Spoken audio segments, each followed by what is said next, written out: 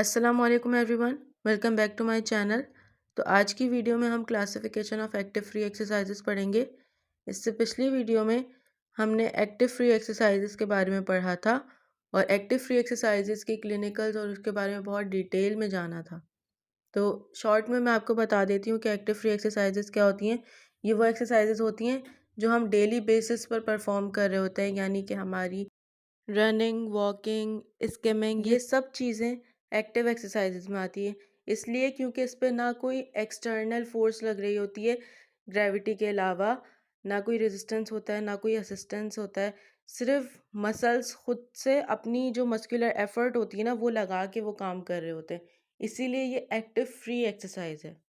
अब active free exercise को इस बेसिस पर कि वो कितना एक्सटेंड कर रही है, यानी कि कितने जॉइंट से एक्सटेंड कर रही है, इस बेसिस पर हमने 2 क्लासेस में डिवाइड किया है, एक जर्नलाइज, एक लोकलाइज। अब लोकलाइज्ड फ्री एक्सरसाइज नाम से ही पता चल रहा है कि लोकलाइज का मतलब होता है कोई स्पेसिफिक एरिया, यानी कि हमें कोई स्पेसिफिक इफ़ेक्ट प्रोड्यूस करना है और उसके लिए हमने एक स्पेसिफिक एरिया ह्यूमन बॉडी का चूज़ कर लिया कि हमें इस स्पेसिफिक जॉइंट पर, इस स्पेसिफिक पार्ट पर कोई काम करवाना है, जैसे कि मोबिलाइजेशन हो गया और जॉइंट की रेंज ऑफ मोशन बढ़ानी है, तो उसके लिए एक्सरसाइजेस करवा रहे हैं। या हमें किसी मसल की स्ट्रेंथ बढ़ानी होती है, उसके लिए हम एक्सरसाइज करवाते हैं, जैसे कि बाइसेप के लिए हम एक्सरसाइजेस करवा रहे होते हैं, बाइसेप बनवाने के लिए, वो लोकलाइज्ड में आती है। इसी तरह से यहाँ पे कुछ एग्जांपल्स दी हुई हैं, जैसे पेंडुलर एक्सरसाइजेस ऑफ शोल्डर।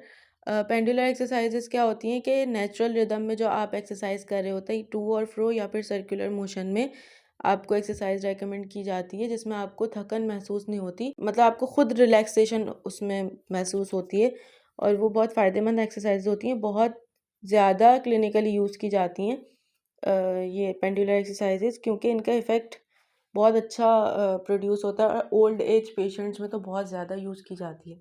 मज़ीद इसमें मोबिलाइजेशन ऑफ पर्टिकुलर जॉइंट की एग्जांपल दी हुई है। मोबिलाइजेशन एक्सरसाइजेस क्या होती हैं? मोबिलाइजेशन एक्सरसाइजेस वो होती हैं जिसमें आपकी जॉइंट की फुल रेंज तक आपको काम करवाया जाता है। जैसे कि यहाँ पे जो एक्सरसाइजेस दिखाई हुई है वो फ्रोज़न शोल्डर के लिए। फ्रोज़न शोल्डर में क्योंकि जॉइंट कैप्सूल जो है वो स्टिफ हो जाती है, तो इसलिए उसकी रेंज ऑफ मोशन कम हो जाती है। तो रेंज ऑफ मोशन बढ़ाने के लिए फुल रेंज में काम करवाना ज़रूरी है, इसलिए उनको इस तरह की एक्सरसाइजेज रेकमेंड की जाती हैं। इसके अलावा स्ट्रेंथनिंग एक्सरसाइजेज में वही एक्सरसाइजेज आती हैं जो मैंने आपको एग्जांपल दी थी। बाइसेप की स्ट्रेंथनिंग के लिए आप जो एक्सरसाइजेज करवाते हैं वो स्ट्रेंथनिंग एक्सरसाइजेज में आती है। मज़ीद एग्जांपल्स हम देखें तो उसमें एल्बो फ्लेक्शन आती है और नी फ्लेक्शन आती है और नी एक्सटेंशन आती है। इस टाइप की जितनी भी एक्सरसाइजेज होती हैं जो कि एक पर्टिकुलर जॉइंट पर हो रही होती हैं, वो सब लोकलाइज एक्सरसाइजेज कहलाती हैं।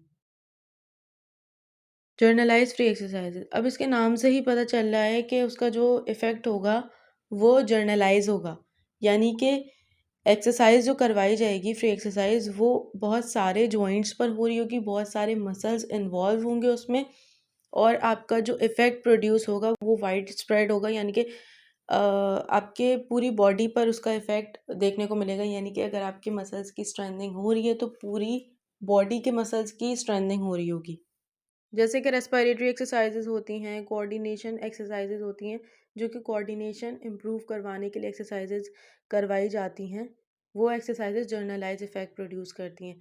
इसके अलावा जो आप योगा वगैरह करते हैं तो उसमें भी आपको एक जर्नलाइज इफ़ेक्ट पूरी बॉडी में देखने को मिलता है। मज़ीद इसमें स्किपिंग रोप आती है। स्किपिंग रोप में भी आपकी फुल बॉडी की एक्सरसाइज हो रही होती है और जंपिंग आती है, उसमें भी फुल बॉडी के मसल्स और जॉइंट इन्वॉल्व होते हैं। इसके अलावा जो आप ट्रेडमिल पर भागते हैं और जो वॉकिंग होती है और जो साइकिलिंग वगैरह होती है, ये सब चीज़ें आपकी जर्नलाइज एक्सरसाइजेज में आती हैं।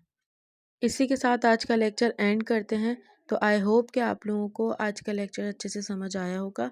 इस लेक्चर को मैंने इसलिए इतना डिटेल में बताया क्योंकि ये बहुत इम्पोर्टेंट टॉपिक है और इससे रिलेटेड क्वेश्चंस बहुत ज़्यादा पूछे जाते हैं।